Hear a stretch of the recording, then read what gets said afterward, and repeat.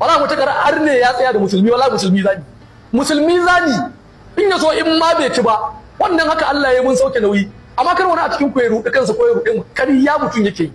Masu kallo masu sauraro, barkanmu da warhaka, barkanmu da sake saduwa a cikin wannan sayi, da fatan kowa yana cikin ƙoshin lafiya.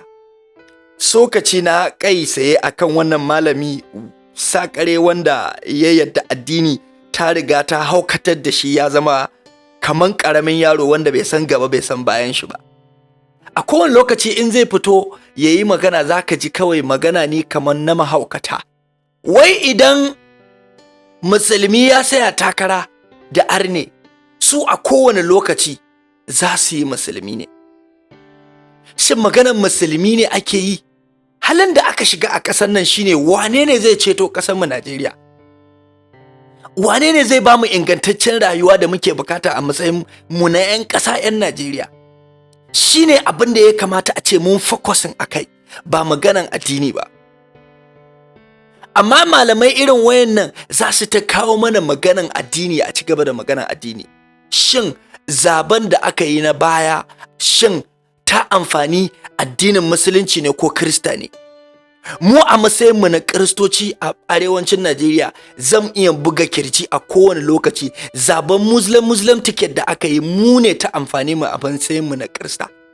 Shi yasa yau idan ake maganar Muslim ticket din nan, kai balan bari mu gaya maka, mu Tinubu ba mu san ma ya je ya dauko wani me ake kira, wai ya dauko Kirista a matsayin running mate nashi. In ya ga dama kar ya dauko Kirista, ya ɗauko musulmi, mu za mu zaɓi Tinubu. Saboda mu Tinubu ya kare mutuncinmu, Tinubu ya kare hakkinmu kuma yana kan yi. Tinubu iya bakacin gwargwado yana iya adalcin da ya kamata. So idan har ila yau duk da matsalolin da aka shiga ciki a matsayinmu na 'yan ƙasa Najeriya, za a samu tantire ire-irenku, 'yan ta'adda wanda suke fitowa suna cewa su za su yi addinin musulunci. Wannan hauka ne. Wannan rashin sanin ya kamata ne. So muna kira ga 'yan ƙasa Najeriya, mu dubi cancanta ne. Shin waye cancanci mulkin ƙasar nan? Shin su waye su cancanci su zama mana wakilai? Wannan shine abin da ya kamata a ce muna duba, ba magana ne na addini ba.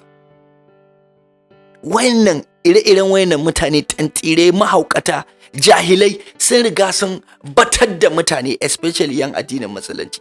Malaman addinin musulunci su ne matsalan arewa, su ne matsalan Najeriya.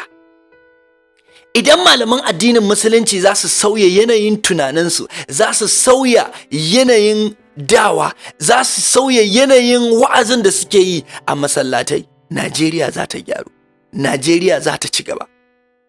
Allah ya kyauta.